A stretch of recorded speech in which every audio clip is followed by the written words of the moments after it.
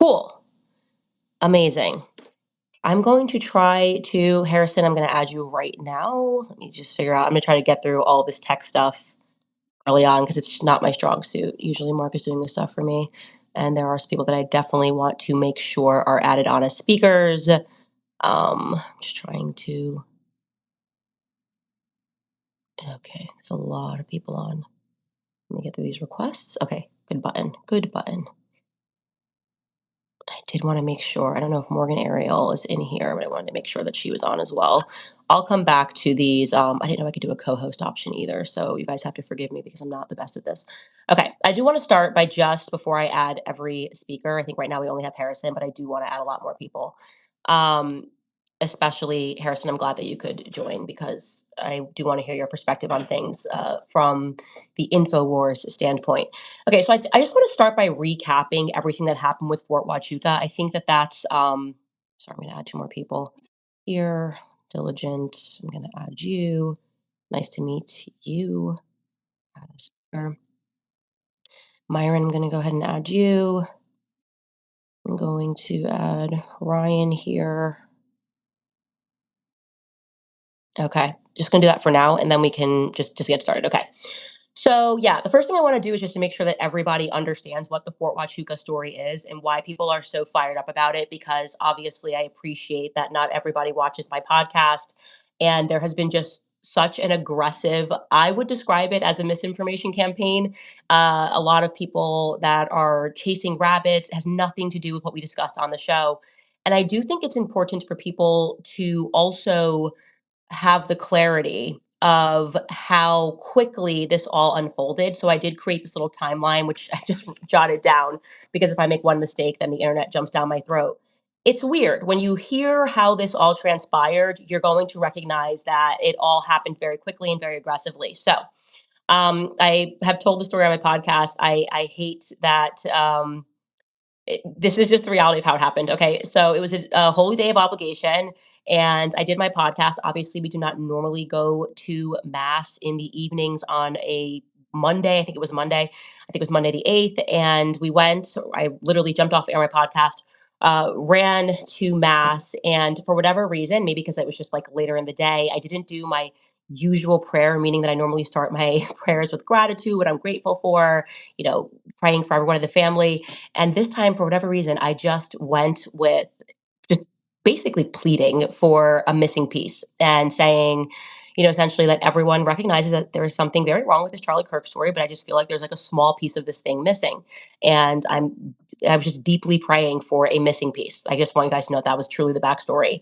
I then go home after mass, I sit in my bed and I open my laptop and there are literally 50,000 emails in my tips box. That's the old box. That's not even more tips. That's the old inbox. And one just pops in and it's from a woman. And she just writes, I really think that you should call my friend Mitch. He has a story that you're going to want to hear. Okay. I never just, and someone drops a number, randomly call them. Obviously, I usually email back and I'll say, please give me some indication of this or that. I don't know what came over me, but I was like, ha, would this be an answered prayer? And I pick up the phone and I call Mitch. And he's kind of startled. I don't think he was just maybe with this friend. And he's like, I can't believe I'm speaking to Candace Owens. And he then proceeds to tell me the story of how he was at Fort Huachuca Air Base dealing with an issue that happened 35 years ago when he discovered a cartel tunnel. And he happened to, and I want to be very clear here because this is important, there were only two people that he mentioned to me on the phone and he felt absolutely certain that he saw them. Okay. He said on the evening of the 8th, he saw who he then learned later on was Erica Kirk. He saw her at the Candlewood Inn and Suites on September 8th. She was with a younger guy who looked like he was in special forces. He talks about his watch. And the bigger thing for me was that the next day he said that he saw this meeting that he accidentally stumbled upon what must have been a very important top brass meeting. Essentially described it as like there were 12 to 13 O6s, and you don't see that much unless it's a very important meeting. And he described the meeting in military terms. The way that I understood it was basically this is like final hands on deck. We're about to go on, and there's going to be a mission. And he stumbled into this building by a long set of circumstances. He was going to get a coffee. He didn't realize that JTF had gotten back together. He struck up a conversation because he recognized the patch of the 10th Mountain Brigade. And eventually they tell him, oh, yeah, we're actually using this random offsite building. We're back together. It's now JTF Southern Border. And that's how he walked in. And at that moment, he was talking to people at the front desk. He saw Brian Harpole walking out of this meeting with somebody. And I'll tell you when we started talking about Mark Amadei, but he initially did not contact me about Mark Amadei or Cabot Phillips. I recognized Erica Kirk on September 8th, leaving the Candlewood Inn Suites on the base, and I recognized Brian Harpole on the 9th, the morning of the 9th. The meeting was concluding at 7:30 a.m. Now, obviously, because the September 9th, the way that he described it was first and foremost the like this is like we're about to do a mission. It's the day before Charlie Kirk dies. There's been a lot of speculation about Brian Harpole. He definitively has lied about things which are on my list. He lied about what they did to prepare for Charlie speaking, kind of showed the messages. He was a bit weird about that. I was going, okay, that's really the most compelling piece for me. It's like Brian Harpole, because I'm running in my head, okay, obviously the Erica thing could be interesting, but that's on the 8th. Maybe Erica was with Dan Flood. I mean, she has security. It's Fort Huachuca. It's kind of in the Phoenix backyard. Maybe she's there for a different reason, picking something up. Her mother's sick. Her mother works in defense. Like, my mindset was just the Brian Harpole thing is the most compelling piece for me because I think he's been acting weird. And obviously, I was not going to just assume that I should have him on the show before I went through some basic fact checks. I ran it up to some person that I trust very much, that is in government, that is in the military, asked him to vet the story. I mean, I was basically up all night dealing with this because I was going, oh my gosh, what if this is the answered prayer? And we are about to be able to assert definitively that Brian Harpole was there. So I did those sort of basic checks. And then it was December 9th. And I just told the story of what Mitch had told me. I did not mention Erica's name. That's very important because I did not, again, think that that was necessarily relevant to the meeting that had happened on the 9th. And I wanted to speak about Brian Harpole, and I just said it was a blonde girl. Um, Anyways, that's the 9th. On December 10th is the very next day is when Erica sat down with Harrison Faulkner on Fox News, and she addressed conspiracy theorists as sick and said that she wanted them to stop. And then suddenly I'm trending and people are like, well, she's basically saying that you need to stop. And I was like, okay, that's just weird. Then the next day on the 11th is when Barry Weiss used the snippet of the now infamous, stop, just stop, which the TikTokers went very crazy on. And I was like, okay, that was specifically obviously about me. It's like Barry Weiss said, the podcaster Candace Owens. And it kind of backfired, I would say, on the internet. And suddenly, the next thing I knew, Erica and I had a date to meet on that Monday. So that was Thursday. That's the stop, just stop snippet. Friday, I had no show. Sunday, I want to tell you this part because this is important. On December 14th, I received a text message from Ian Carroll. I hope he is in this chat. I'd like him to jump in case I get anything wrong here. But the text message was to me and my producer, and he was like, hey, like, I have something for you guys that I need to discuss. It's pretty urgent.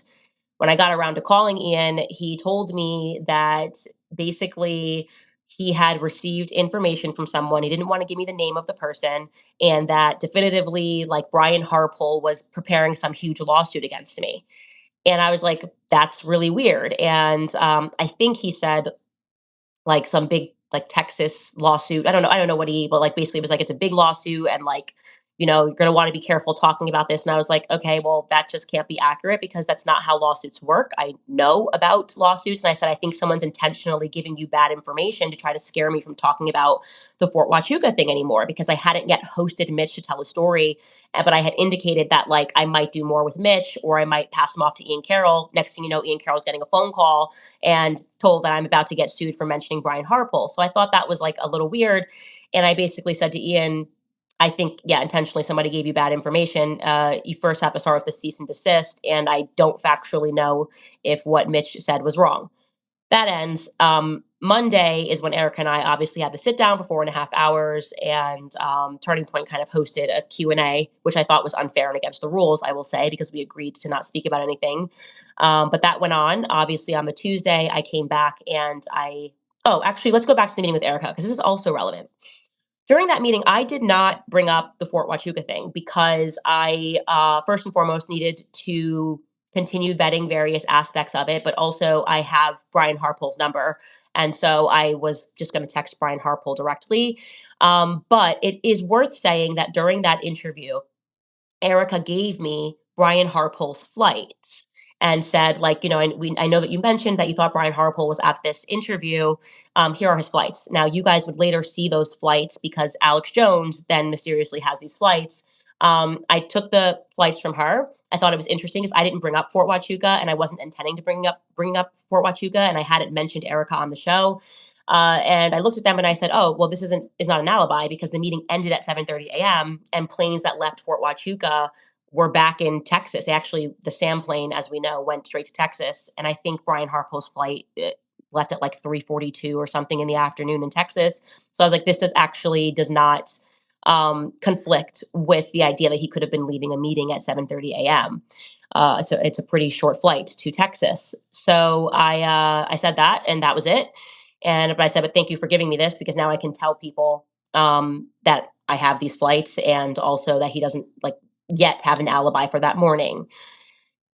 I just wanted to mention that because I feel like that's important. Anyways, obviously, when we went back on air on Tuesday, I recapped I was tired and what just kind of went through kind of the high points or the things that we had discussed. It was a very long meeting.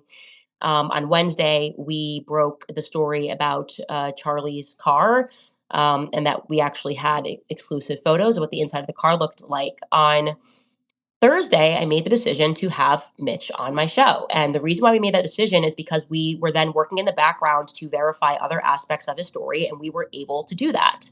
I now felt beyond confident. He had sent me all of his metadata. He had sent me, as you guys already saw, his ID cards, his former passports, his new passports. He even sent me. Now, I can't say that this Mexican person was in the cartel, but his story was that he was being hunted by the cartel. He certainly had a like court documents documenting that a Spanish person had broken into his home and whatever had happened. So I believed him. I believed his story. I knew that he was a Green Beret.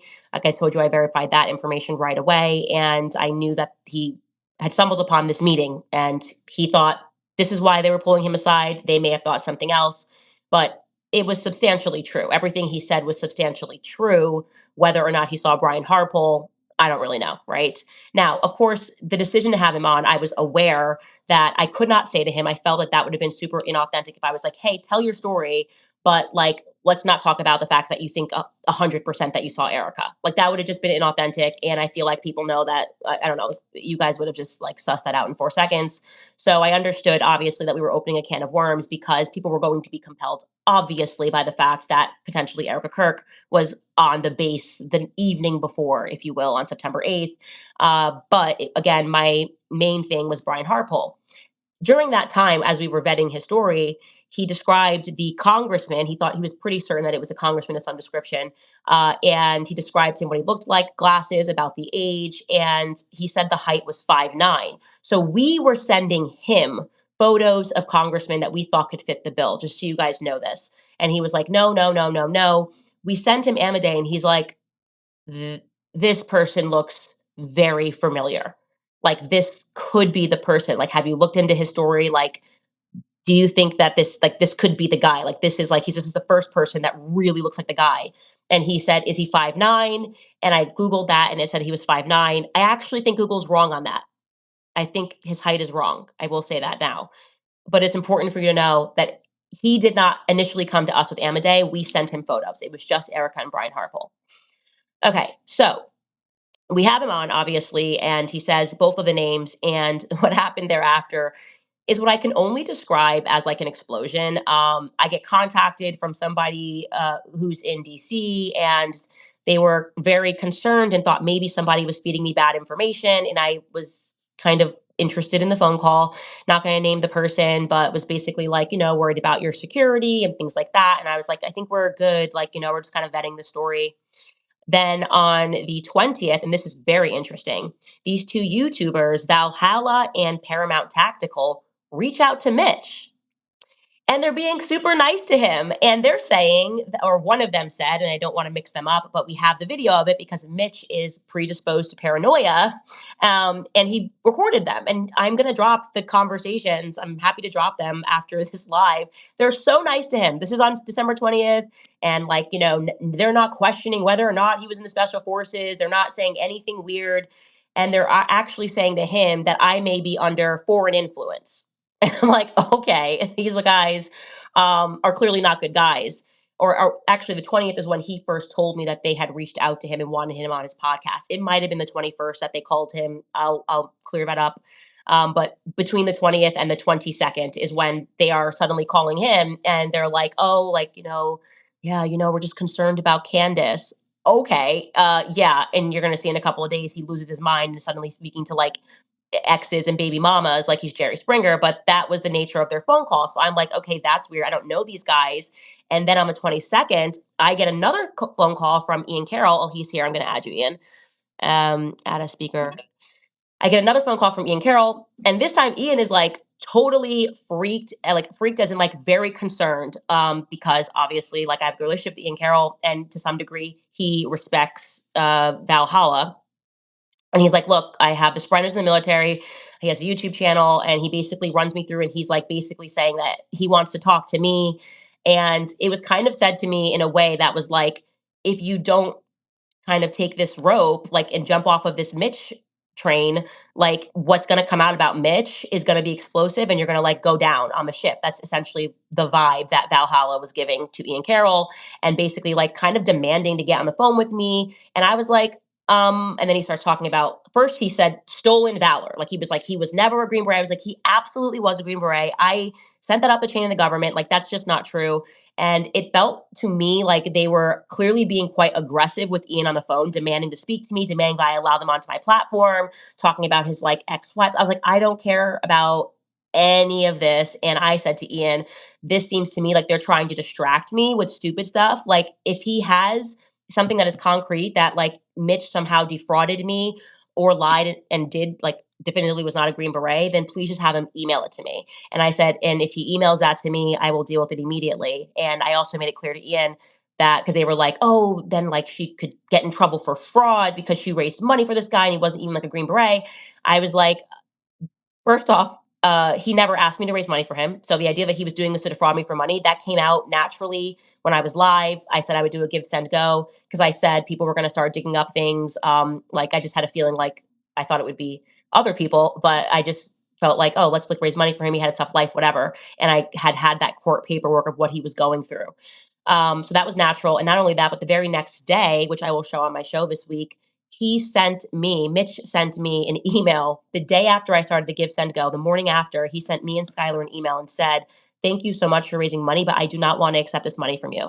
And he was very self-deprecating. He was like, I'm just a fat, ugly man, and I just wanted to help, and I don't deserve this. Like, I don't deserve this from the public.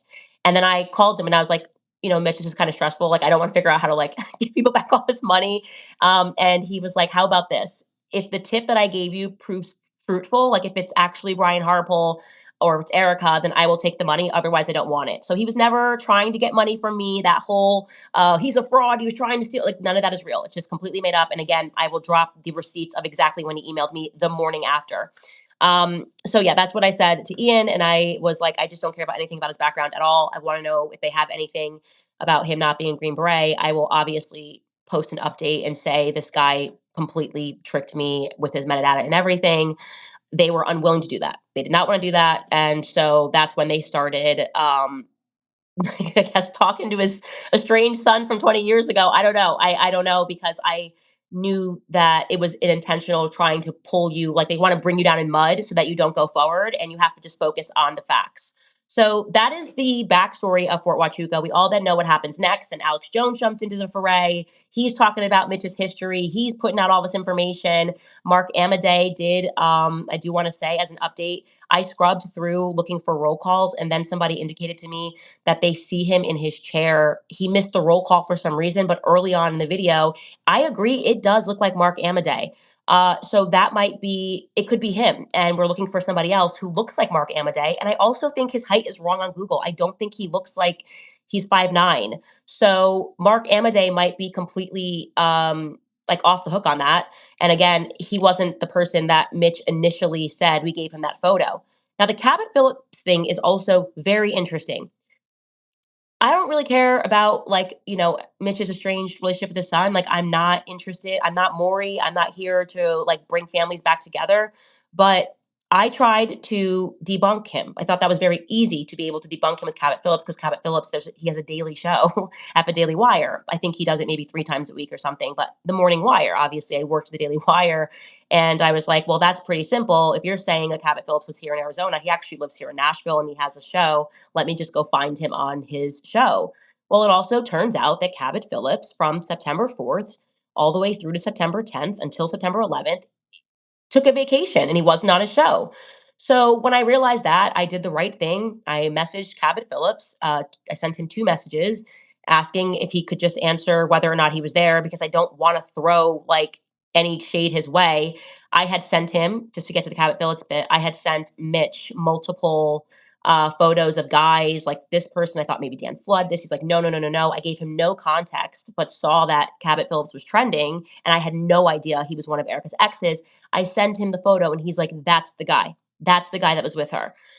And again, I'm now relying on Mitch's memory. I don't know what his facial recognition software is. If it's like mine, it's terrible. Okay. I can meet someone like 5 times and still not place their faces. But if it was my husband, he can meet someone once and he's like, that's him. We saw him at the airport in New Jersey. You don't remember. And I'm like, of course I don't remember. Some people have it, some people don't. So I just wanted to try to confirm it. Cabot Phillips did not respond to me. Okay, he's not, you can say he's not required to respond to me. That's fine. I'm giving you the information. I would probably respond, like, just because it's such an easy thing to do. But that was interesting. I was compelled by that. He said that he thought the person was potentially a pilot or would have had pilots in his family because Mitch said, I'm a watch guy. And I recognized his watch. And it's a watch that pilots wear. It's digital. It had a yellow button, whatever, whatever. Well, there's never been anything publicly about Cabot being in the military. So I was like, that seems wrong to me. And then sure enough, I dug up a post that his grandfather was I don't know, like awarded high honors in the military and was an Air Force guy. So I was like, okay, well that's another like interesting thing that's happening. I would like to look further into that. Now, in terms of people saying that, Erica doesn't owe you an alibi, I didn't ask Erica for an alibi. So when suddenly I realized that Paramount Tactical was speaking with Andrew Colvett and she was providing an alibi to Andrew Colvett, well then suddenly now, if you're going to provide an alibi, then let's provide an alibi. Like, you know what I'm saying? I'm happy to just like communicate whatever that alibi is. I never demanded it privately. I didn't demand it in her face. And I still don't, even if she had said, yeah, I was at Fort Huachuca, I was at a hotel and I was dropping off a package, that doesn't necessarily put her at the meeting the next day. But Mitch did say that the person who he thinks looks like Cabot Phillips was at that meeting the next day. So obviously that's interesting. Like, obviously, if we're investigating this, we should just, like, we could check it off the list and move on. I have messaged Brian Harpole, just so you guys know, thus far, I want to say 4 times, at least 3 times, asking him. Again, we can't say he was willing to give his flights, but doesn't want to also just give his metadata or a picture or something they took a text message at that time to clear his name. You either want to give an alibi or you don't want to give an alibi. You either are saying, I don't owe you an alibi, I don't want to answer at all. But if you're going to do something halfway, then you should provide a full alibi. Now, I will say that I had some communication. I did message also once the thing exploded with Andrew Colvett because he's just getting on my nerves. Like, really, I have been so nice in terms of what I have told the public about things that Andrew Colvett told me. He's starting to like a little bit play with the bull, and we're getting real close. We're getting real close to me just saying, if you guys really think that I have not been fair, you will really recognize how fair I have been if he keeps pressing me. And I felt very pushed by that Paramount Tactical thing. These people are lunatics, blah, blah, blah. It's like, bro, send me a text and I could have shut it down immediately. But you're like, I'm assuming you're also the person talking to Andrew. I mean, speaking to Alex, because Alex did say on his show that he spoke to Turning Point USA people and like he had Brian Harpole's flight. So it's pretty obvious. It seems like they're working behind the scenes and that's annoying me. It's annoying me a lot, actually. Um, Anyways, so once I saw that Andrew Colvett was speaking with Paramount Tactical and being, I don't know, I guess sort of denigrating what we were doing, I then was like, okay, let me text someone more responsible at Turning Point USA and ask, hey, do you guys want to give me an alibi? So I put Andrew Colbert and the COO in a chat, and I was like, hey, just figured we could have a direct line and you can just give me Erica's alibi and I'd be happy to publish it because I'm not interested in like throwing mud on someone's name. I just want to get to the truth. Um, that conversation was had yesterday and they did give me an indication of what she was doing, which was making dinner for Charlie.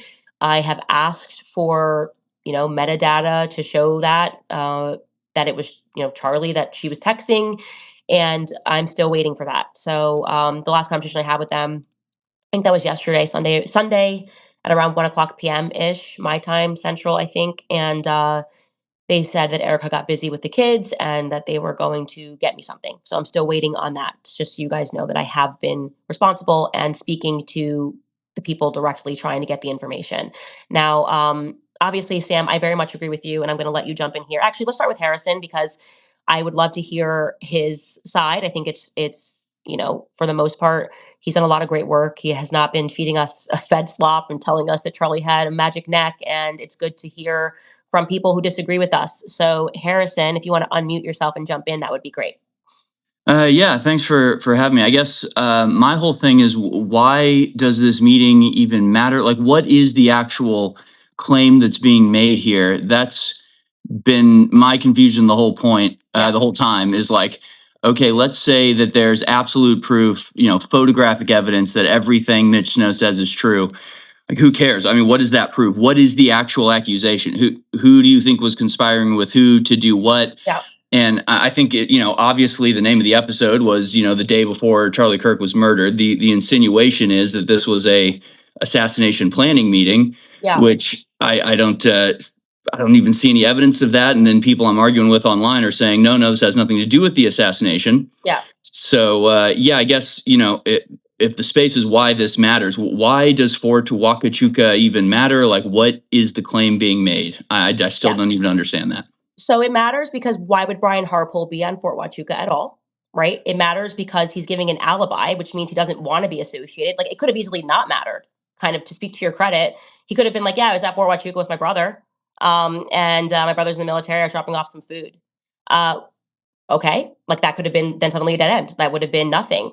Now, because Mitch had described this as a top secret meeting in an off-site building and had described this as top brass at the Pentagon and said that these sorts of meetings, and I am forgetting the military term, are when you're just about to embark on like a mission. I know I really uneducated, but military guys will sound better saying that. It was compelling. Like, okay, like I said, Brian Harpole was acting funny. He's been acting weird. He's been telling verifiable lies, and he cared enough to present an alibi, meaning he didn't want people to think he was there. Right. So if you have to give someone an alibi, it's because you don't want people to think that you're there. An alibi is not needed if there's nothing to hide. So that's why it matters. I think that's why it matters. And this reaction, rather than being forthcoming, is why it suddenly feels like, okay, this is important because no one's acting normal. No one's just like, oh yeah, cool, he was there. Like, it also is, as we have now learned, it's an intel base. He was telling the truth about exactly what building it was. I didn't name the building on my show because I wasn't sure if that would be like a national security problem, but it just happened to be that JTF was borrowing that offsite building, and it was supposed to be a top secret meeting for those purposes. Somebody that was involved in blacking out the windows had sent us a tip. Again, it's how people are reacting to the meeting that lets us know that it's important. Okay. I mean, Now, I guess. regarding the hotel, I never said it was important. Like I said, my perspective was there's 1,000 different reasons that she could have been at that base. Her mother has a contract or had a contract, has a contract with the DoD. Erica has been open about her mother's ties to the military in the past. She actually did an interview and said that she moved to Arizona because her mother had a contract with the military. So again, weird thing is when Andrew's like, Erica wasn't in some fort, as if he's never heard of Fort Huachuca. His brother is in the military. His brother is a Captain Curtis Colvett. His first cousin is Captain Robert Colvett. So that kind of a language is why I've named this Why It Suddenly Really Matters, right? It was sort of one episode. I didn't exactly dedicate a whole series to it. The reaction has been so almost like violently obsessed that the public is now going, oh, okay, well, it feels like there's something here. I think that's just sort of our natural instinct.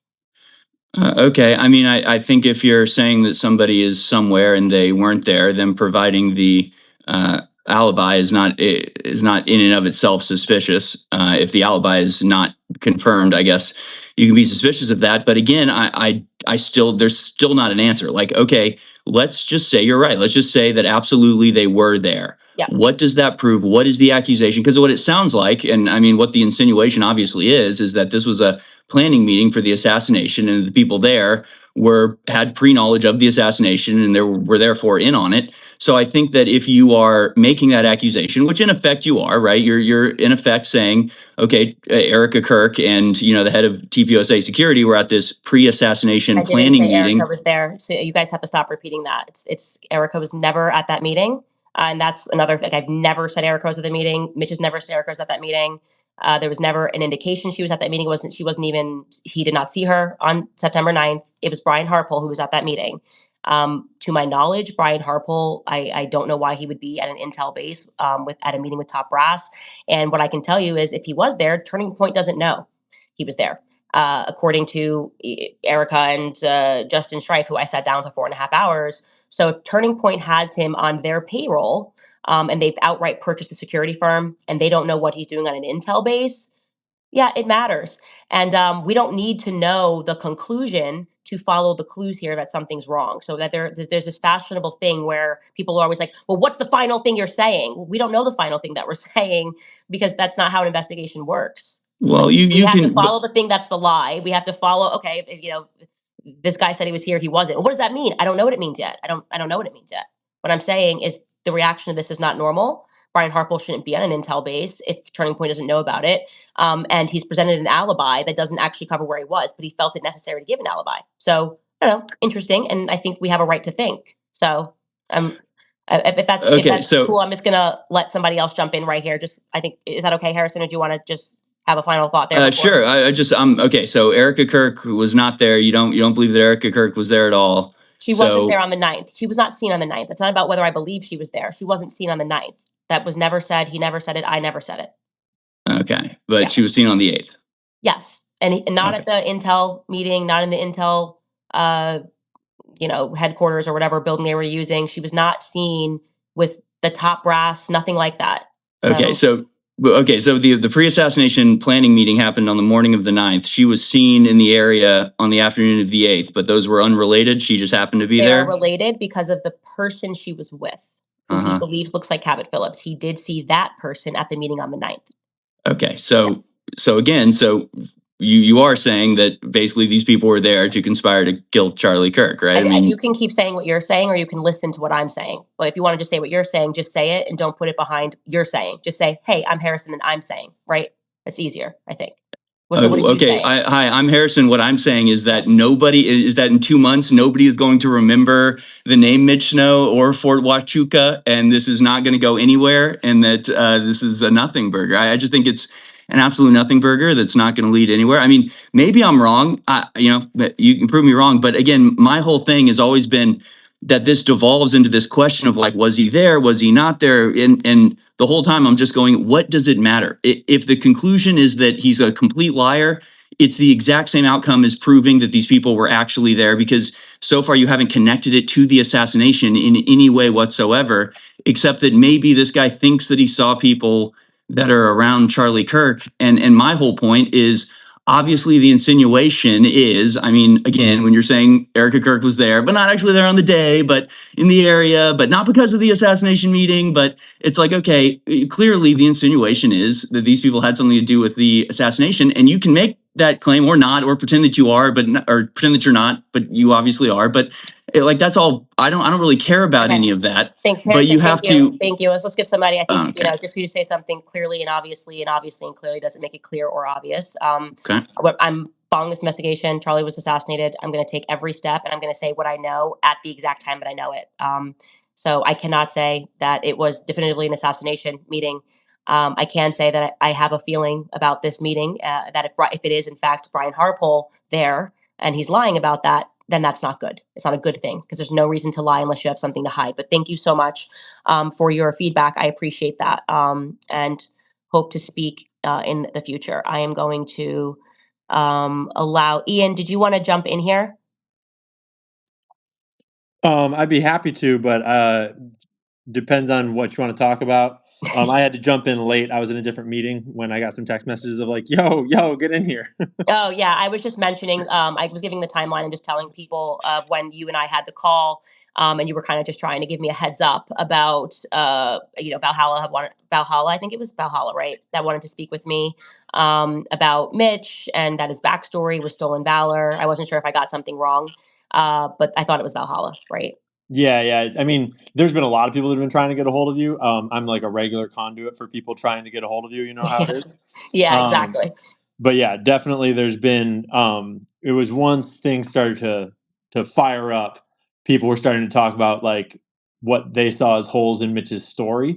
Yeah, And it's been very interesting to watch how that has evolved on channels like Paramount Tactical, especially. yeah, and now we are. It is. I don't know if it's evolving or devolving, Yeah. I do but want to say though, real quick though, is that I was expecting Valhalla to go way more off the rail. Like he definitely voiced his opinion when he did his episode with all of his evidence. He definitely came out hot and voiced his opinion.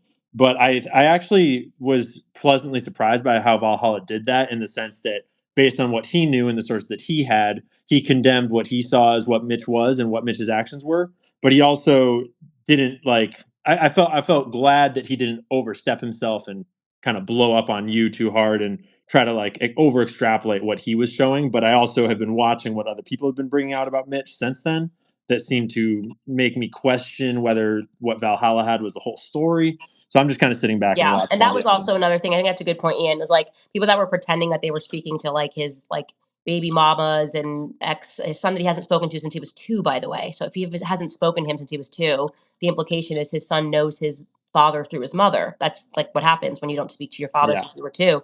But it is interesting that they didn't do any background checks on the women, like Yep. who then I saw, and I didn't want to again get dragged down in the mud, but like they had had accused a few men, but they stayed away from that. It was like, no, no, no, no. Like this is what's out there about Mitch. And that's why I was saying to you, like, I was like, this feels to me like a way to distract from what I basically am trying to do, which is I feel like I'm the only one who's actually trying to debunk Mitch. Like Yeah. going to Brian Harpole, going to Turning Point USA and saying, hey, like, give me something. I'm happy for this to be wrong. Whereas everyone else seems to just be trying to distract. I do want to let's go to let's do Ryan and then Isabella, and then we'll do Diligent Denizen. I think that's right. Yeah, Diligent actually his app kicked him down. You should re-add him. I did. Yeah, cool. Yeah, Candace, I'm just jumping in here listening right now, so I'm gonna hang out for a minute and then Cool. I'll jump in at the end. Cool. Awesome. Isabella, did you want to jump in here? Yeah, hi, thanks for having me up here. It's been a lot of debate going on with this, and I think Harrison did bring up some good points. And I've been really interested in the drama between you and Evan. And I'm curious, so Morgan and Evan are friends, and did she just randomly reach out to you and let you know this? Because that's a little shady on her part with Evan. No, she didn't. She actually did it by accident. So Oh, she I don't know her at all. She's I think she's had a pretty good opinion about stuff, and she's definitely kind of been one of the early people on saying how she was treated when she started talking about Israel.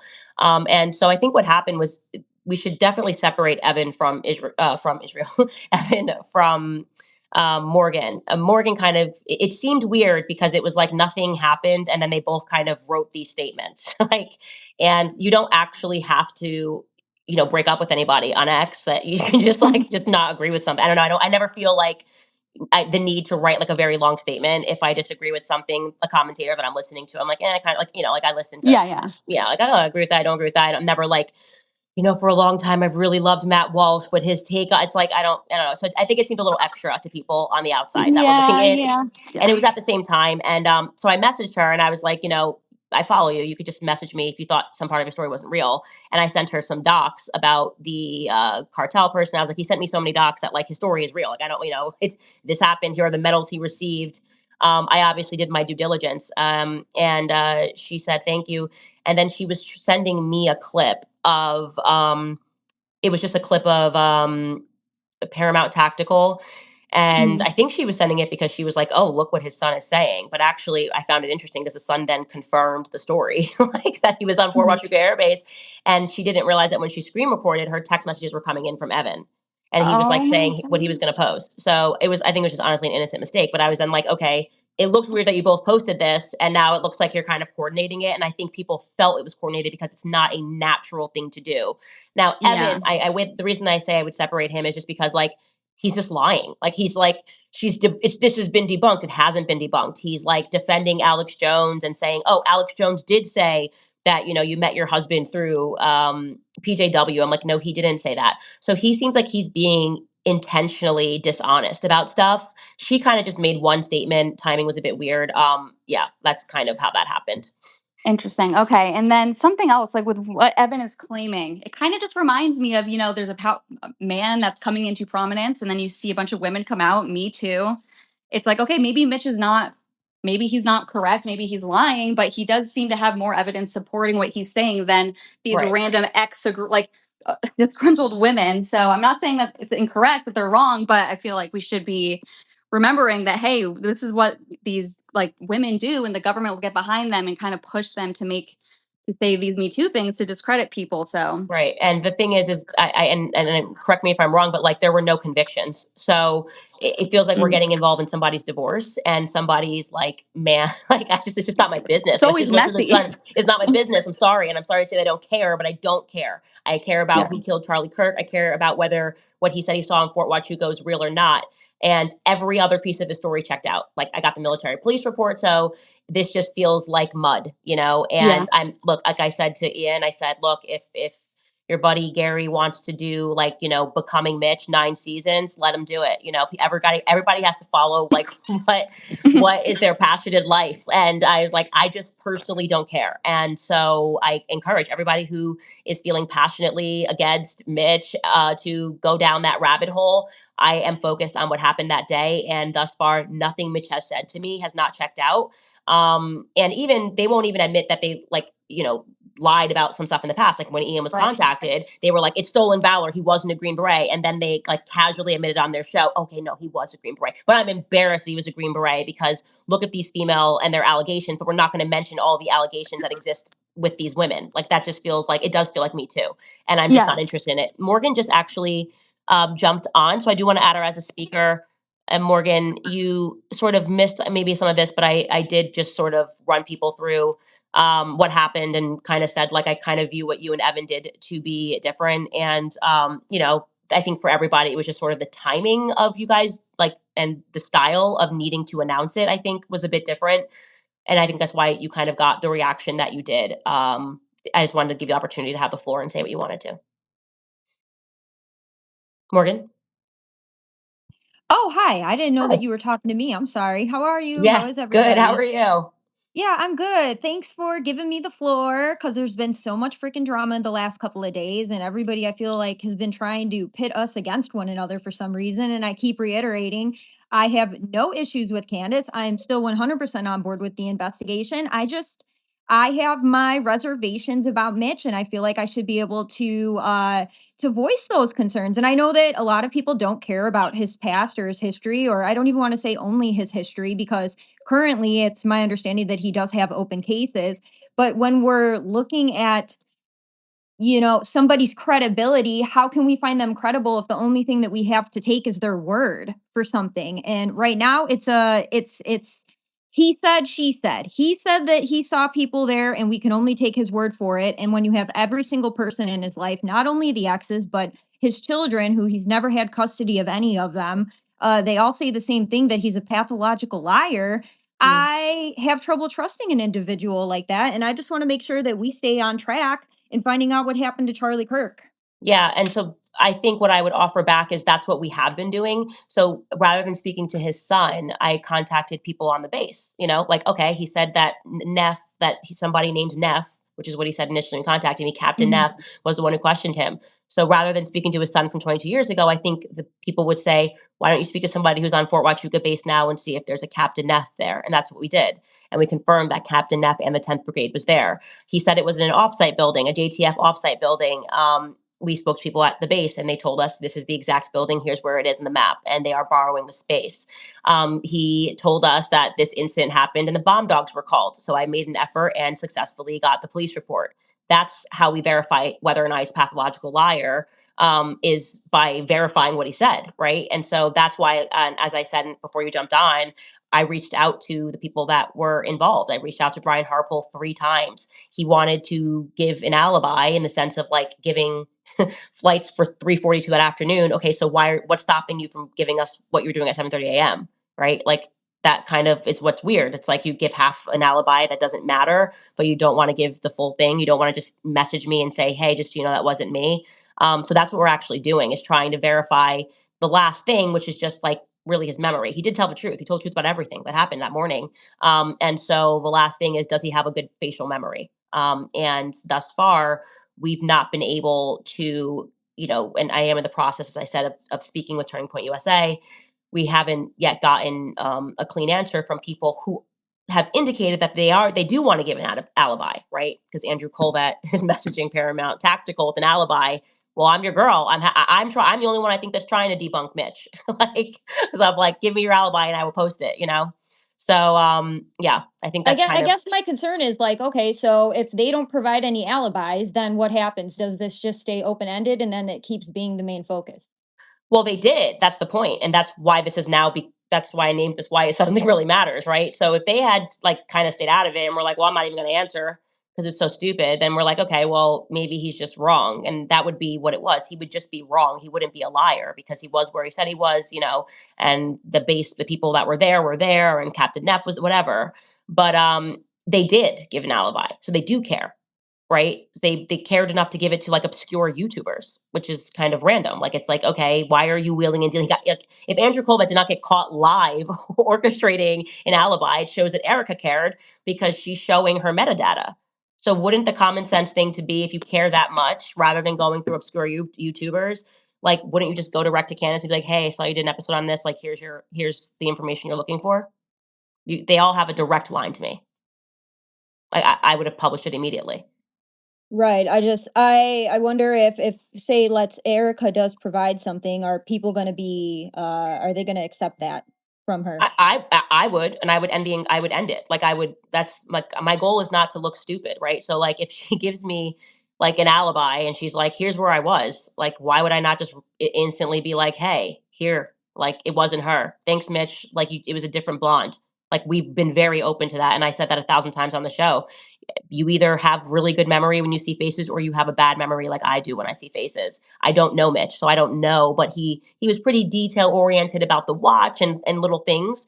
And I think beyond anything else, the reaction when Andrew Colvett is wheeling and dealing behind the scenes, it then makes things really compelling, right? If he didn't get caught on that live, I probably would be neutral. I mean, I did one episode on this. Everybody's acting like I've done like becoming Brigitte. You know what I mean? Like we've been investigating the Charlie thing. We've covered so many things. I do one episode on Mitch, and everyone's like, "No, like we gotta talk to his high school classmates. We gotta talk." It's like, dude, like, like everybody calm down. I'm getting threats of lawsuits in the background. So like Ian was like, I gotta talk to you before your next episode, is what his text was, because they were putting pressure on him to get me to stop reporting on this. They didn't want me to even interview Mitch. So I just find that to be compelling. Like, what is this panic about? Especially because you could end it in 4 seconds by just messaging me and being like, here you go.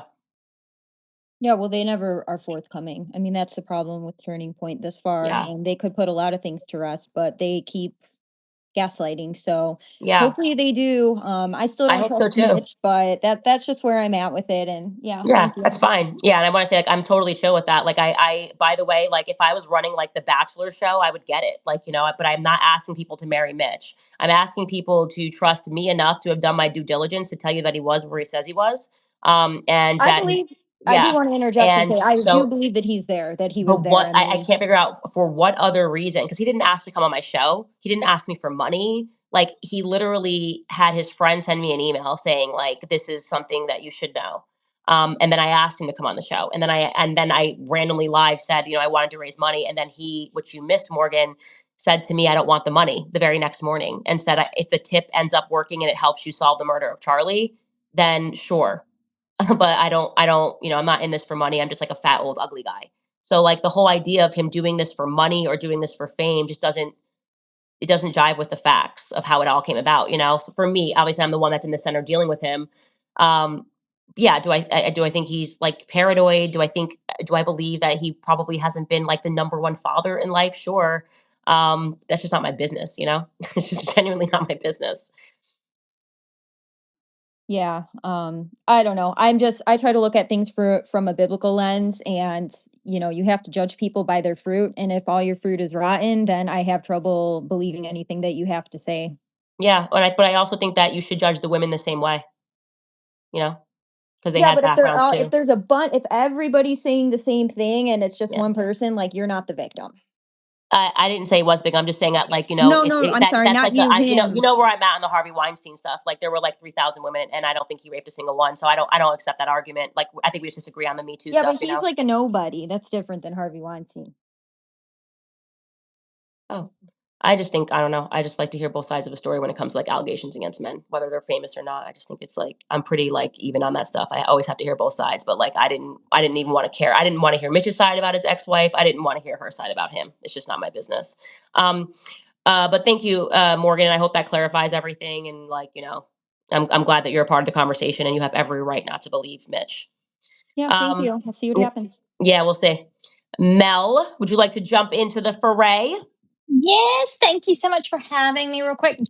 So I just want to say, I get everybody's kind of hesitation with Mitch. Having been married to a Green Beret, having been around the military my entire life, I have seen all of this, all of it. Okay. So I was a lot like you, Candace. I was like, I actually don't care. I don't care about any of the background, anything like that. All I know is that this man has made very specific allegations against very specific people with a time and a date. This is very easy to debunk. Very Right. easy, right? He actually, in a way, set you up that could have made you look like a fool. Mm-hmm.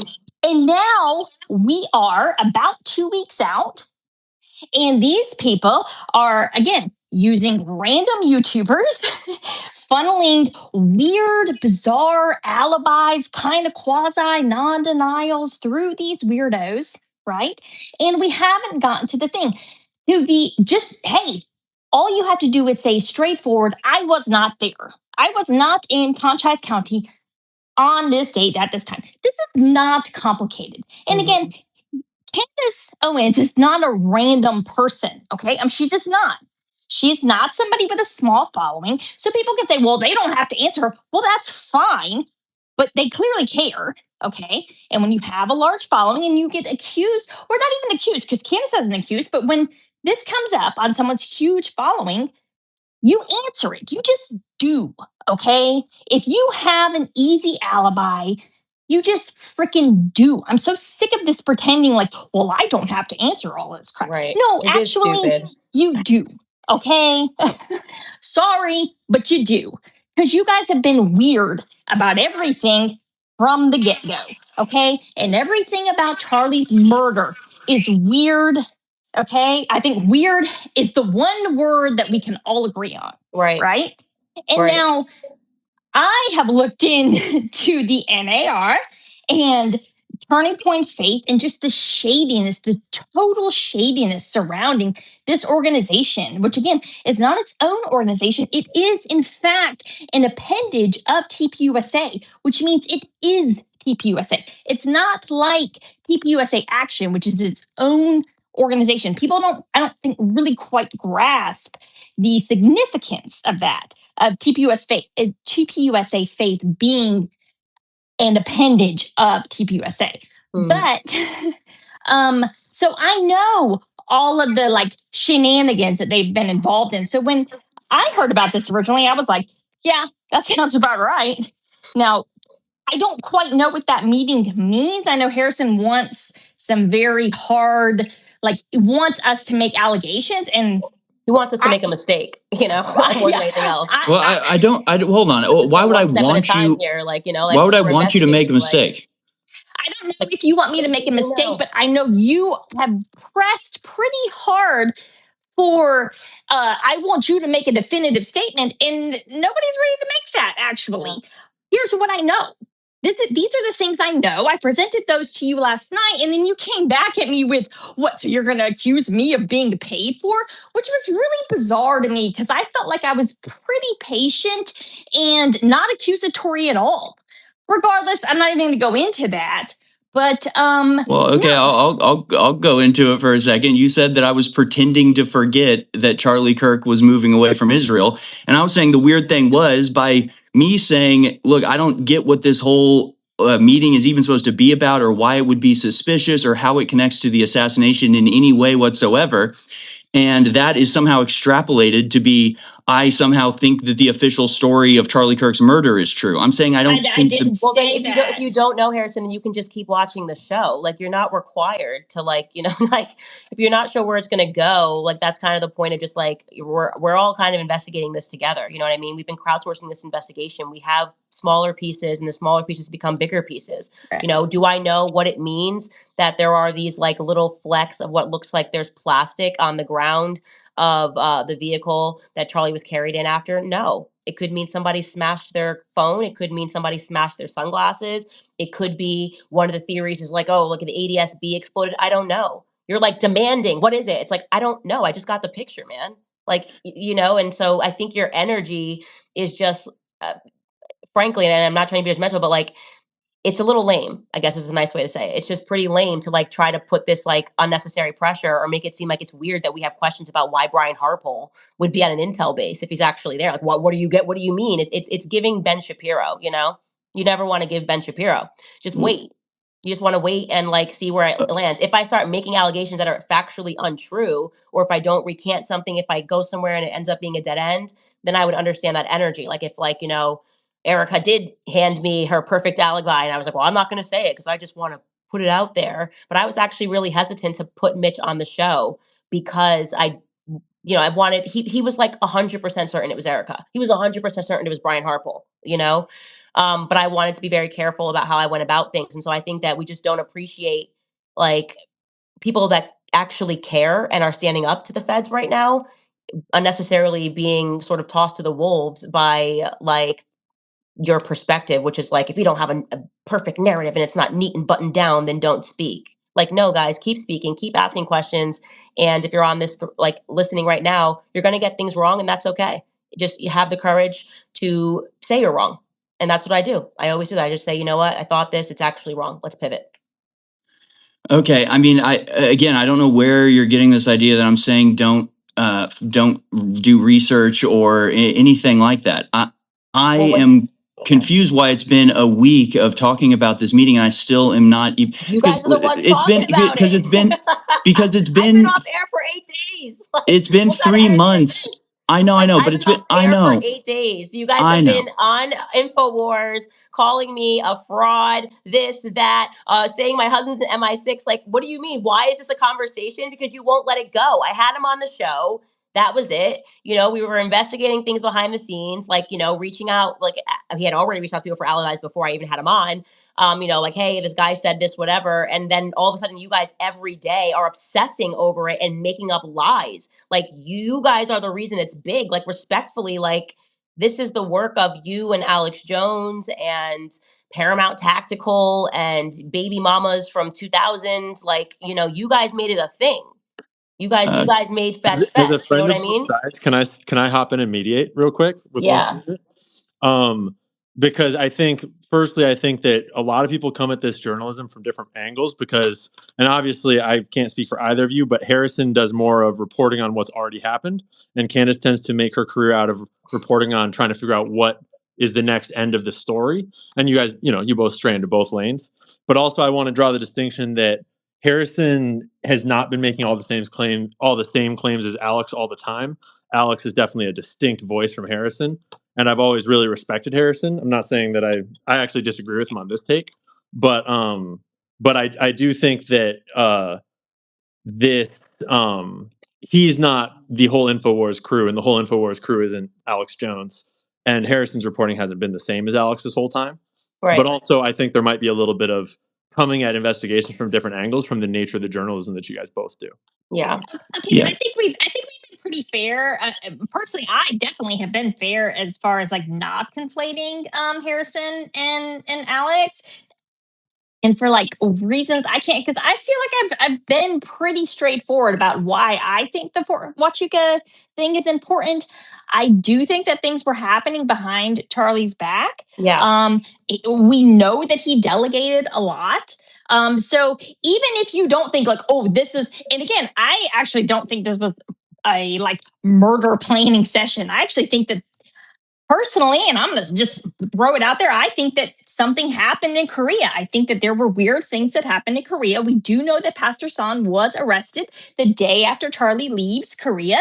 I think that there were some weird things that were going on. And I think that Charlie wanted to maybe step back from the role that TPUSA Faith was playing in this kind of global foreign policy, forward apparatus that his organization was being used for.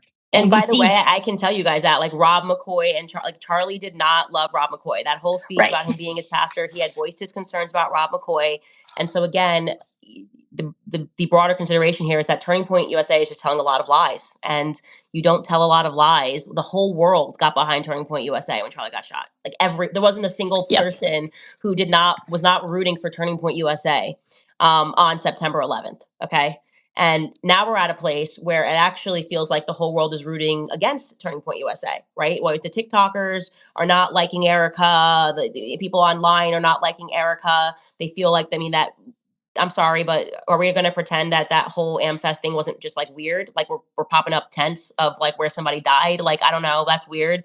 And so, yeah, let's respect the public that we're recognizing something's off, and we want to know what it is that is off. And Andrew Colvett is definitely off. Okay. Like he is like off the chains. There have been just way too many lies, and there would be no reason to lie when you have the whole world on your side rooting for you. Why are you lying? Well, since you mentioned Andrew Colvett, Candace, if I may jump in, Sure. And to address Harrison, and one of the things that I remember that I keep in mind throughout this entire investigation is in an investigation, details matter, but you don't know what details matter until you investigate them. Right. And when this, and as an outside observer on this particular story, the Fort Huachuca story, all of a sudden I've been airdropped this detail that one of the top members of Charlie Kirk's security detail is at an Army intelligence base the day before Charlie's assassinated. Now, that's a detail. I don't know what it means. I don't know if it means anything. I don't know if it's important or not important, but that's a detail. That is a definite detail because Brian Harpole's job is to protect Charlie Kirk.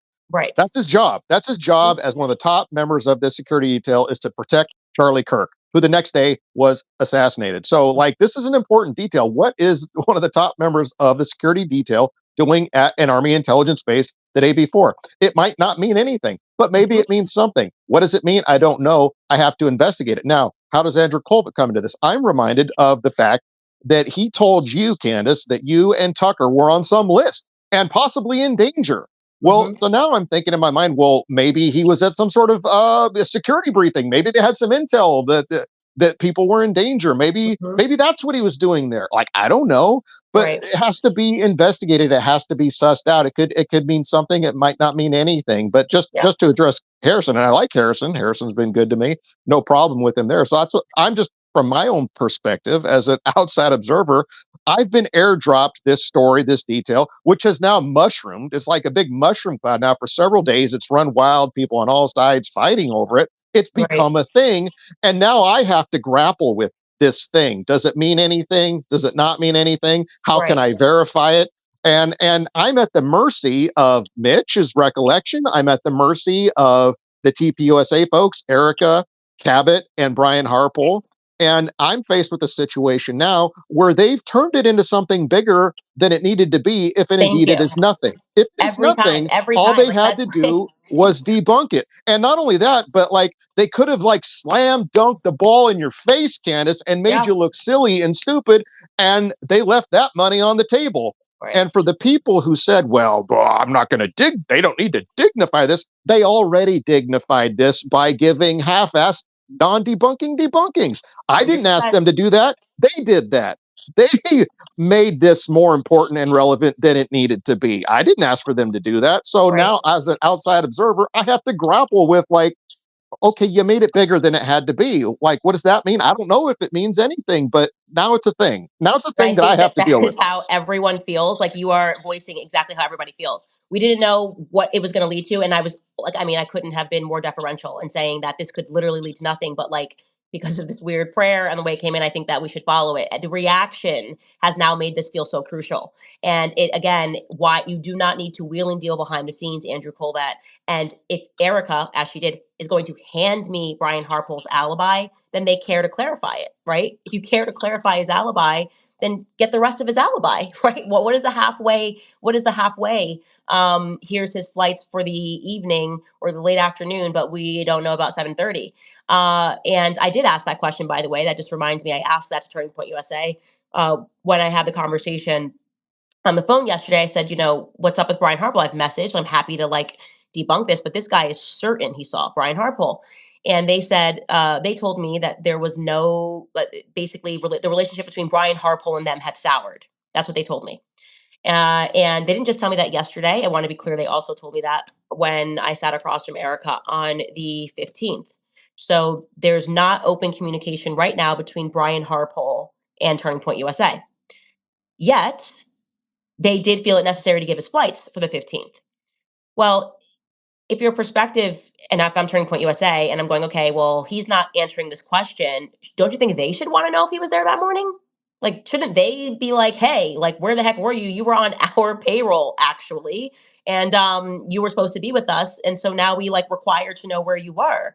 And so there's also this nonstop lack of urgency with Turning Point USA, a lack of caring. Like they almost think like the details are funny. They don't care. I think that's how the public feels. They certainly don't care about any of this. Like, why else would you have a tent? Like, it's quite morbid. It felt like a seance to see that tent up and people taking selfies under it. And I think that disturbs people. I think that there has been something spiritually disturbing about a lot of the decisions and communications that have been coming out of Turning Point USA.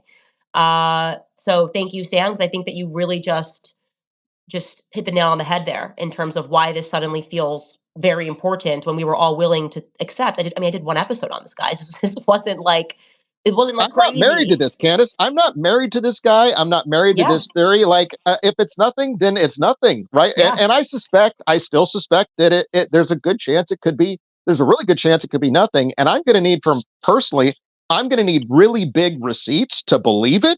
right, But like, but if Brian Harpole's job is to protect Charlie, which he failed at, by the way, like, let's just be real honest, he failed. The team failed. They failed. If I'm TPUSA, like, how did you guys fail this? And if Brian Harpole's attention was split, or he was elsewhere, his head was elsewhere, he was going to meetings elsewhere, he's doing other stuff.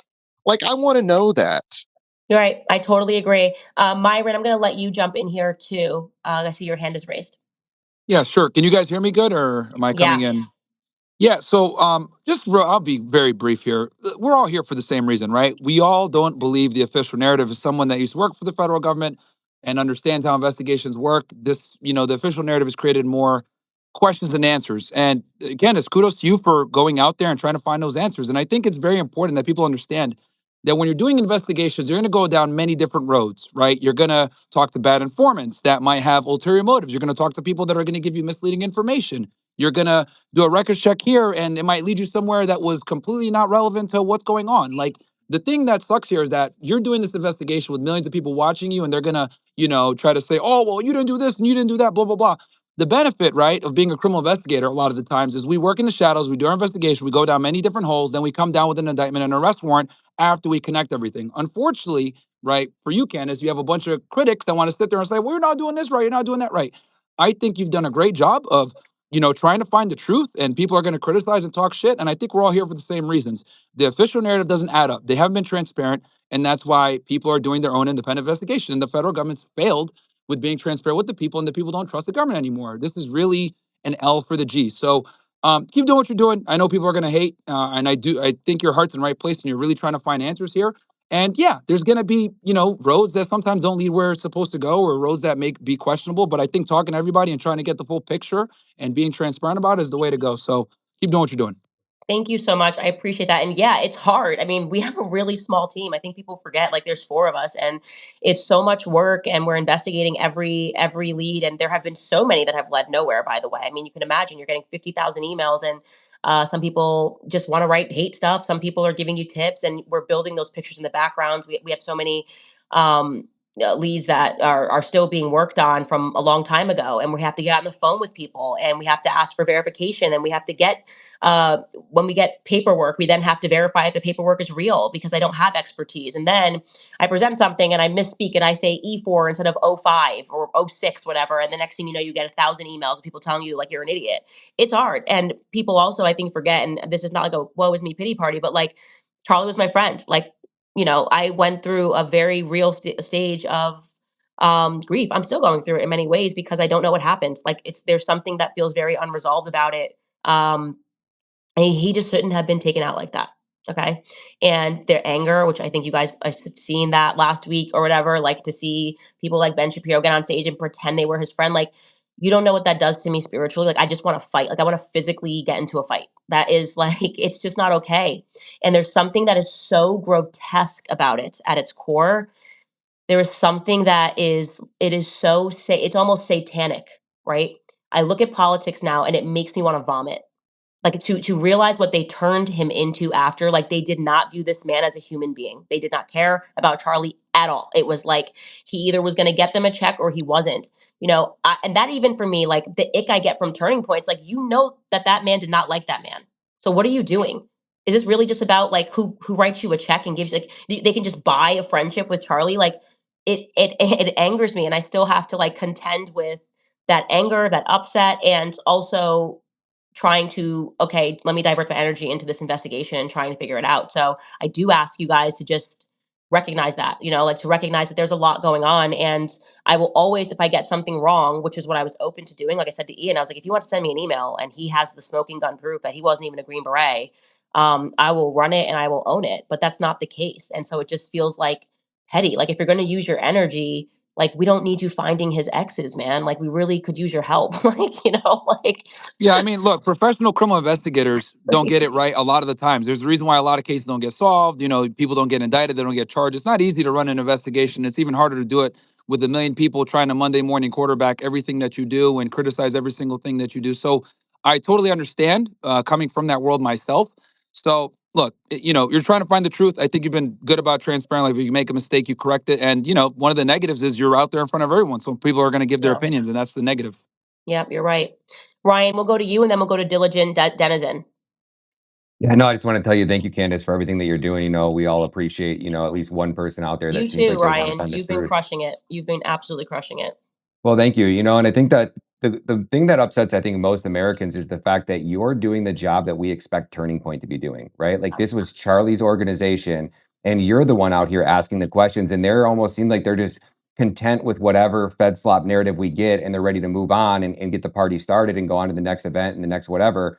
And it makes me feel anyways like that Turning Point and the amount of people that are going after and attacking you for trying to just find answers makes me think that Turning Point's something much bigger, that it feels like it's a giant money laundering operation, that it's a political machine, and that Charlie was just a pawn, right? That he almost didn't even know everything that was going on within his own organization. It got way too big for one man to follow everything. And some shady shit seems like it was going on behind the scenes. And I think there's a lot of key players that were involved in some shady shit that are more they're incentivized to just kind of sweep this under the rug and buy the Fed not Slav narrative because they don't want any attention shined on whatever shady shit that they were doing. And I think that's why Charlie was putting Doge together. And I'll Yeah. end it there. And I got a really big tip on that Doge investigation. I think there was something there. I think if this pans out, and it looks like it is panning out, Charlie discovered that there was a lot of money that was missing. And again, I'm trying to encourage this person to speak out. So again, one of the balls that's been in the air that I've been slowly working on, but I think all of our instincts have been correct, that there's a lot All right, more there to we go. We got it BTI. good. And there's just been a lot of people that have been basically saying to us, these cheap tactics to even question anything means that like you have to just accept Sorry, guys. everything I'm that's making it work with happening. everything. Myron, you got to turn yourself off, your mute on. I can mute your mic. Actually, that's a great ad. Yeah, so it definitely feels really weird. Diligent, let's go to you, Diligent Denizen.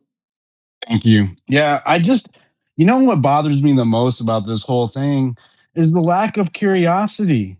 Like, here we are all citizen journalists. Every single person on this stage right now describes themselves as a journalist in some way, shape, or form, right? There's no curiosity, right? Like, when did we say, well, here's a good example. Harrison, you posted 2 weeks before Charlie Kirk died that there was a credible threat against his life. Has the FBI reached out to you to ask you about that? No. Also, No. are you going to tell us who that was? It feels like that might be relevant now. Yeah. So in the absence of a rigorous investigation by the agency, we are led to lead this investigation. That is why Fort Huachuca is so relevant. But I was going to ask you, thank you, Candace. Can you tell us who told you that? Because he's the dead now. FBI is not asking you. Yeah, I mean, the person that told me asked me not to say who they were, so I'm not going to give up a source. Sorry. Okay, that's fine. Well, then, in the absence of answers and a rigorous investigation, we are led to do that ourselves. So every credible piece of evidence that we have to follow, every trail should be exhausted before we say, oh, well, this ain't worth it. And I have seen far more energy put into discrediting this Fort Huachuca witness than I have for people actually looking into the claim itself.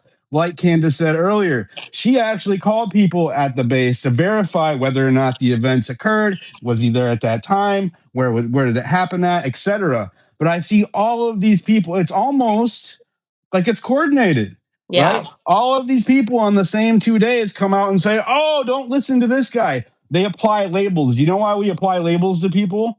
That way you stop listening to them. Oh, what he says doesn't matter anymore because he's an abuser, because he's a fraud, because he's this, because he's that, right? Yeah. Far more effort into discrediting that witness than there has actually been into validating the information that he's been given. By the way, the best way to discredit him is to debunk his story. So I'm like, why don't you focus on this? You hate Mitch? Do you hate who he is as a human being? Do you believe he's a pathological liar? How about proving that something that he told us was a pathological lie? Doesn't that just make sense? Zero convictions. All of the people saying that he was a fraudster, that he was an abuser, whatever. I couldn't find one criminal record of him being convicted. Yeah. Is that true? Yeah, I couldn't find it either. They were showing no convictions. It was he said, she said. I mean, just full character assassination. A one-sided divorce court that he didn't get to tell his piece in. It was very Me Too. It was very Me Too. I'm sorry to say it. And when grown men are doing the Me Too shit, I just have no energy for it. I'm just all right, guys, cool, thumbs up. I'm glad you found his classmates in middle school or whatever, but could you use some of that male energy towards actually, if you think he's all of these things, the best thing to do would be help us prove that he's lying on the thing that we care about, which is the Charlie Kirk assassination, and no one has thus far done that. And he has not changed his story. So I am inclined to follow this, especially because we now know that Erica and Andrew Colvett and Brian Harpole do care enough to offer up, some parsed alibis of sorts. But they didn't offer up. They didn't refute being there. I think is a very important point. Not one of the people, including Congressman Amidei with his statement, actually directly said, I was not in Arizona or at Fort Huachuca at this time on this day. Not a single one of them have denied it. Yeah, and I did. I don't know if you were on earlier when I said that, like, when Mitch first contacted me, he never said Mark Amodei. He gave a description of the man, and he said it was a congressman. And then I gave him, faces, and he was like, "This looks like the guy, like Mark Amodei." I think Mark Amodei is the only one that at least attempted to give an actual time frame that was relevant, and he gave the footage. And I do think it kind of looks like him. It's not definitive, but like it does kind of look like him that's sitting in the chair when someone gave me the time point.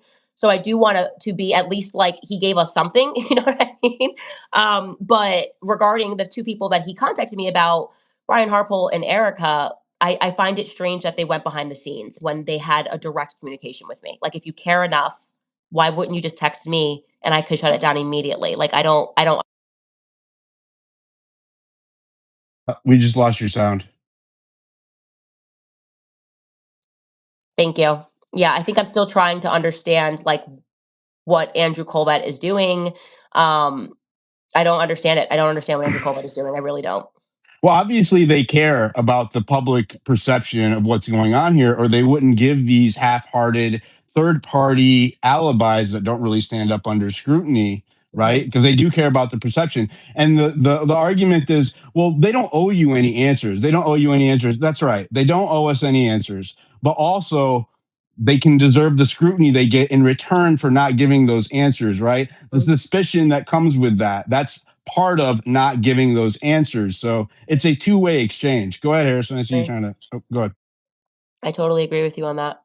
I do want to, let me add this person, the speaker. We can do about like 10 more minutes here, because I think that we have covered all of the main points. And I think now everyone understands why this Fort Huachuca story suddenly matters, even though it was definitely not a focal point of this investigation.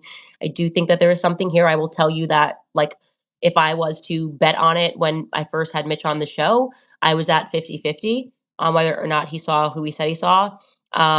Brian and Erica in particular, and Cabot Phillips as a third, which he felt, I think when I asked him a percentage on Cabot Phillips, he was like 90% sure or something. Now, like, I would probably put it at a lot higher, just based on the public reaction. It doesn't make sense to me. And Andrew Colbert is what tips me over the edge, I think. It makes no sense for him to go behind the scenes when he could just texted me and said, "Hey, I heard you covered this. Just wanted to give you this. Here's where Erica was." And, so you could update people. That doesn't make sense to me. And I've heard that they are spending a lot of money on an anti-marketing campaign, if you will. I am trying to get receipts on that to see if that's true. And if that does pan out to be true, then I think we have our answer. I just added you, Suleiman. Did you want to say anything, or did you just want to listen? Yeah, I did want to say something. Hopefully my mic is working. Can you hear me? Because Yes. I'm just in an Uber. Oh, brilliant. I guess my question is this, that when it comes to, by the way, I first of all appreciate the work you're doing. And also, I think one of my friends is on your team. But that being said, one of the questions I have is, in terms of Huachuca, how does someone prove the negative? And what I mean by that is, I can't always prove where I am at all times. So, for example, how do you prove that you're not somewhere if you don't somehow have some kind of photograph you take on the day? Like, how will they be able to disprove where they were? And the reason I asked that is because you can ask that about anyone. For example, Sam. I don't know where Sam was when Charlie Kirk got assassinated. So will he be able to prove it or not? We just don't know. So I guess the question is, how do you prove the negative? Yeah, so I think the first thing is like, just answer, right? Hey, I was not here. That would be like a nice, strong start. I'm Brian Harpole, and I was definitively not there. The second thing is, you would just be so surprised at how much your phone has. If you were there, then Brian Harpole would have had to have taken a flight to Fort Huachuca relatively early on the 8th or early on the 9th. I mean, he could, if he's awake at that time, this is supposed to be like a guy who's doing security. He's got to be up early. How quickly before you roll over in bed and text somebody about something, like whether it's like breakfast, whatever it is, you're texting, and that is creating a timeline of everything you're doing all day. Like, if you asked me what I was doing today between, I don't know, 4 and 6, I could look through my phone and see who I was texting at that time, and we'd be texting about something relevant to what we were doing or where we were about to meet up. There are so many ways that I think you could show what you were doing, but I think the first thing would be just to answer. Like, it's a pretty straightforward, like, I don't see the upside in Cabot Phillips not answering. There's been so much innuendo about him. People are talking about like his pizza tattoo, like I don't think the energy of Ben Shapiro, I've been wondering what that's about. And so like when I saw it, like when he said Cabot Phillips, I was like, whoa, that I did not expect that turn. Because I had sent him so many people that like in Turning Point that I thought could have fit the description. Like maybe it was someone on the security team, and he was like, no, no, no. And then with no context, he was like, Cabot Phillips was the guy. And I don't know. I find that to be interesting that he was off. Now Cabot could just very easily just be like, I was on vacation. Like that's 7 days, right? I mean, he was off air from the 4th until the 11th, and hey, he's got the wrong guy, wrong memory. And I'd be like, okay, cool, but that's a long time, right? That's a very long time that he could send us something or anything. So yeah, I think there's a million ways, but it would start with just denying it. Like it would be very simple, especially because it's gotten so big. And I want to be able to do that for them. I want to debunk it. I want it to be off of people's minds. Like if Cabot was just like with his family on vacation in Scotland, I want to be like, hey guys, like Mitch found, we're looking for someone that looks like Cabot. You know what I mean? And so we can focus somewhere else. Or Erica has airtight. Here's where she was. This is what she was doing. And there really are just like, there's just another blonde who was on the base that day. I think that would make a lot of people feel good if they just did that. And Candace, if they hadn't already So weighed it in, so it makes sense. that would be one thing, right? So it makes sense what you're saying in terms of if you were to provide a text, what you're proving is that you texted someone, or I mean, they're not going to give you evidence that they took a flight to Fort Huachuca. So I guess because if they did it or they didn't do it, they wouldn't provide it either way. Yeah. And I guess the reason I'm asking the question is I get the logic behind it. Like, first of all, the smart play would have been not to say anything. After he started giving evidence to that Green Beret, it now becomes the onus is put on you. So I understand it. I'm on your side on that perspective. Yeah. But I'm saying, hypothetically speaking, let's take Erica Kirk as an example, right? Mm-hmm. Let's say she wasn't there on September the 8th, but she Mm-hmm. hasn't got any digital footprint. Yes, she can deny it. That's one thing. But like, no one's going to believe her, even if she was to deny it. So how do you actually provide evidence that you weren't there? Because if you text someone, that's not evidence, because you could text from the place or from some other place. It's actually having like some kind of digital footprint Yeah. So somewhere Erica's else a at the perfect exact same time. example because they did. Like you might not have been on earlier, but I reached out to Turning Point again because, like I said, I'm not interested in chasing rabbits. That like I want to actually know what's real and what's not. Yes, Sunday. What's today? On Sunday, I think around 1:00 p.m. I got on the phone with them. I reached out on Sunday. On Saturday, got on the phone with them sometime after mass on Sunday, pardon. And they were like, hey, like, yeah, she was like making dinner with like organizing or making dinner with Charlie. Like, we're going to send you a message of like between her and Charlie speaking. And I was like, great, amazing. I will literally update Twitter right now and say like Erica was making dinner with Charlie. And they send me a message, but the contact was blacked out. So I went back obviously and I was like, hey, like the contact's blacked out. Like this could be a message between like me and George for all I know. And I was like, do you just mind like just sending, like, I know Charlie's number obviously. So just like, show me the contact. And they were like, we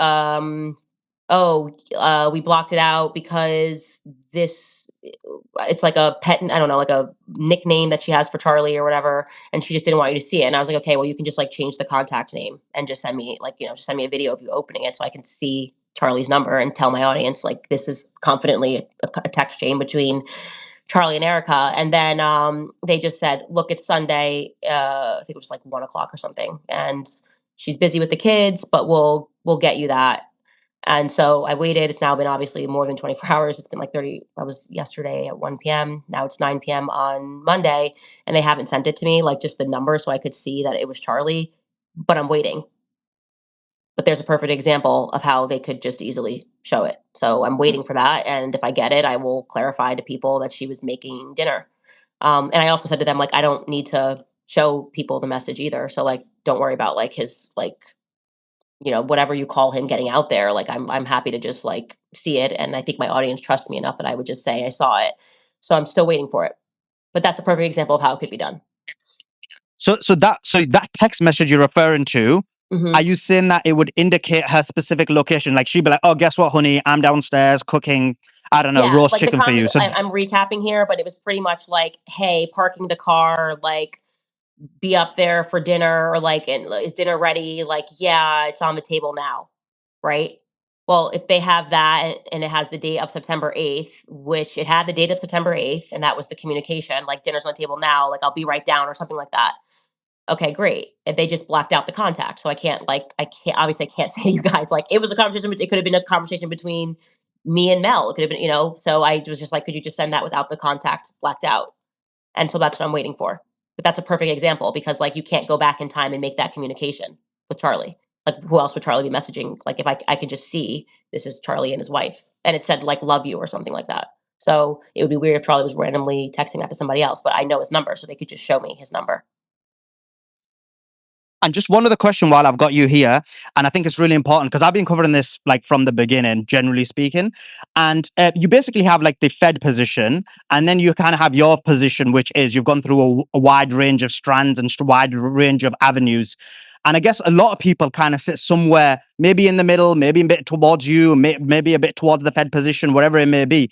And from your perspective, and I kind of know what you're going to say, but just as a question, from your perspective, like where do you sit with the people who don't fully agree with maybe all the lines of investigation you're doing, but then do question the Fed position? Like, I think a lot of people feel like there is this kind of idea that you either have to have the Fed position or you have to totally agree with you or Ian Carroll or whatever it may be. So, like, where do you sit with that? No, I appreciate everyone that's investigating. If you're a person who is trying to convince us that Tyler Robinson on a rooftop by himself with no help took a shot from a 30-06 and like, Charlie ate vegetables and stopped the bullet, like you are just such a useless human being. I really never want to I never want to see you. I don't want to follow you. I don't want to see your tweet from. I want you to just be off the internet. Like that would be great. But beyond that, if you accept that something's wrong, obviously, and like there's got to be more of the story, then great. That's why there is so much variety on the internet. And I do think there is a level of this sort of like crowdsourced investigation. So, like, I don't agree with everything that, Ian comes up with. He doesn't agree with everything I say. Like, I don't agree with everything Sam Parker tweets or Myron says. But the point is like, I'm sitting here and I'm pulling together a picture because so many different people are able to pull together different strands. And I personally can say confidently that I sense that we are putting a lot of pressure on the authorities. They seem to be coming undone. There is definitively something here, and they were banking on our ADHD. Like they were banking on, we're going to throw like a memorial. We're going to make it amazing. We're going to give them Trump. They love Trump. He's going to throw red meat. He's going to say, we're going to make America great again, and we're going to move on. And it actually seems to be getting bigger and it's snowballing. And so something has to give. And so I'm grateful for every person, no matter where you stop on the train. Like if you're like, I believe you on all this, but I don't believe this. Like, I mean, that's really what Morgan Ariel just said. Like, I don't like Mitch. That's fine. Great. But let's keep the pressure on the feds and remember that like we are all united in recognizing that we live in a really effed up world. Tim Dillon did he made it comedic, but also like it was like dark comedy of like we feel like we all now recognize we're kind of being ruled by like people that are into children and people that traffic children and people that traffic weapons, and they're kind of wanting us to just like be like, oh, but like the new iPhone just dropped. Like something this can't go on like this. Society cannot go on like this. If we have a society that we don't protect good people, like we don't protect decent human beings like Charlie Kirk, we don't protect our children, we're too fearful to even speak and say something, which is, I'm sorry, but we live in a world of remarkable cowardice because of what I view to be a shortage in testosterone. I find so many men to be pathetic. I really do. Like Charlie Kirk was assassinated in broad daylight and you're just going to like accept the Fed slap. I have no use for you. Like I have no use for you. You're losing the society because you're still allowed to walk around breathing is what the issue is. And you get to call yourself a man. Like, why am I taking all these bullets? Thank you to the men who have stood up for me. But like for the men that are just like going along to get a paycheck, like I don't need you ever on the airwaves ever again. I really don't. And if at the end of last year, between Jeffrey Epstein and Charlie Kirk, if something did not stir in your spirit and make you go, what the F is going on? We have no use for you in American society or any other society, frankly. And that's how I feel. So thank you to everybody who has jumped on and had this conversation. Again, I appreciate everyone. Harrison, I appreciate you. I think we do have different styles in this, and I hope that you at least hear my perspective and my heart in this. And no, I'm obviously not going to let Fort Huachuca go. My husband's on an MI6, and yeah, I don't care about Mitch's baby mamas. And beyond that, we will, I'll be back. I'm off air all this week, and I'll be back next week. And I have even more explosive stories for you that we have found. We've tracked Tyler Robinson even more on that day. So it's just going to get crazier. Thank you guys.